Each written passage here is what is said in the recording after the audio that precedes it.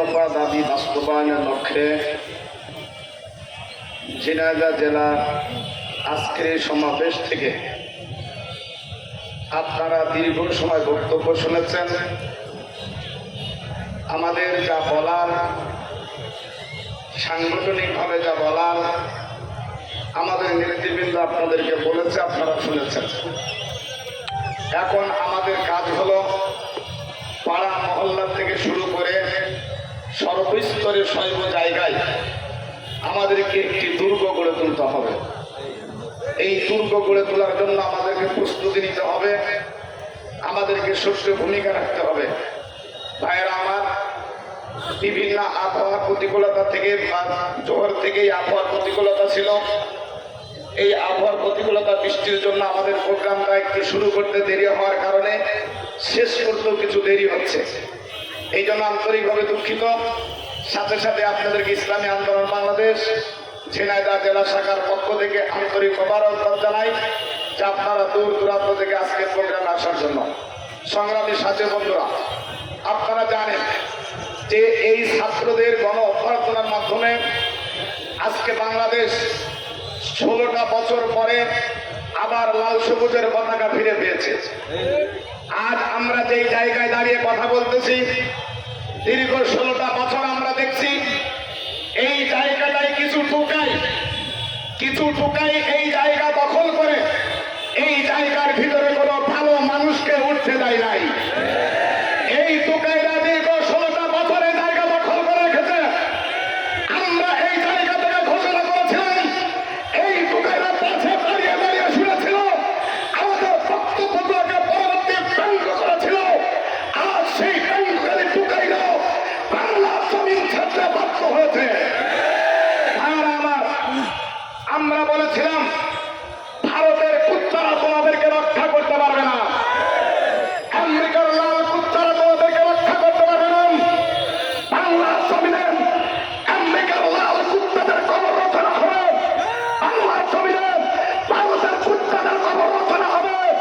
এবার 5ই আগস্ট ছাত্র জনতা আমার জনতাকে সাথে নিয়ে ভারতের কুত্তাদেরকে বাংলার জমিনে সুরক্ষা বলি করা হয় নাই, বঙ্গোপসাগরে নিক্ষেপ করা হয়েছে। আমাদের কথাগুলো বাস্তবায়ন হয়েছে। আর তোমরা যা খরচ তাই একটু সময় দাঁড়িয়ে টোকাইরা এই ময়দানে টোকাইয়ের ভাষায় বক্তব্য দিয়েছ। তোমরা নেতা হয়েছ, কিছু হলেই তোমাদেরকে একটি সাক্ষাৎকার নিতে আসলেও, তোমাদের একটি বক্তব্য দিতে আসলেও মুখ খারাপ করে টোকাই ভাষা ছাড়া ভালো কোনো ভাষা তোমরা ব্যবহার করতে পারো নাই। এই জন্য আমরা বলবো, ভাইয়েরা আমার, একটা জিনিস আমাদেরকে লক্ষ্য রাখতে হবে।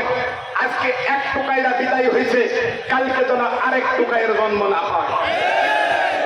এক টুকাইয়ের ভারতের দালাল তো হয়েছে, আবার যেন কোনো আমেরিকার দালাল আমাদের মাথার উপরে উঠে না বসতে পারে। এ ব্যাপারে ছাত্রদেরকে সজাগ থাকতে হবে।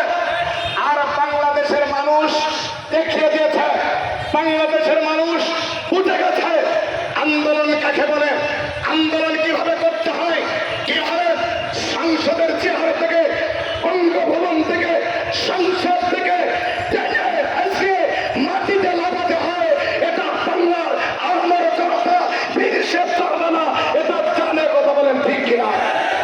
এই জন্য সাবধানের সাথে আমাদের পথ চলতে হবে। সাবধানের সাথে সামনে যারা আসবে তাদের জন্য আমরা 9 দফা দাবি দিয়েছি। 9 দফা দাবি শেখ শর্মার পক্ষ থেকে দেওয়া হয়েছে। আমি আশা করি এই 9 দফা দাবি যারা শুনেছেন, এই 9 দফা দাবি একটাও চরমানের বিশেষ কোনো দলের দাবি নয়।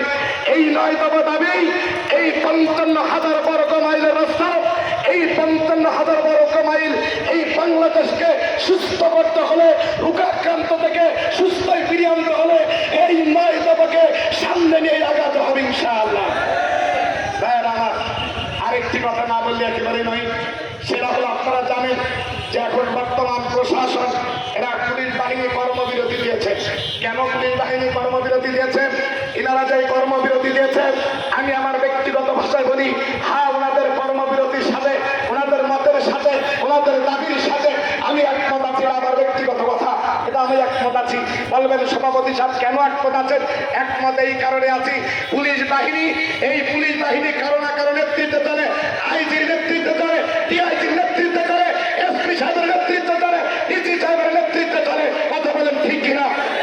এদেরকে নেতৃত্ব দিয়েছে, এদেরকে হুকুম করেছে, এই হুকুম রক্ষা করার জন্য এরা গুলি চালাতে বাধ্য হয়েছে। এই জন্য পুলিশ বাহিনীরা কর্মবিরতি দিয়ে বলেছেন আমরা আমাদের স্বাধীনতা চাই। আমাদের নেত্রীরা, আমাদের যারা উপরে আছে, মন্ত্রী এমপি আমাদেরকে অর্ডার করবে, ব্যবহার করবে, আর জনগণের মুখে মুখে দাঁড়িয়ে আমাদের জীবন যাবে, এটা হতে পারে। পুলিশ ভাইদের দাবি সঠিক কি সঠিক না? এটা দাবি সঠিক। এরপরেও বারবার প্রশাসনের কাছে বলতেছি, হ্যাঁ এনাদের দাবি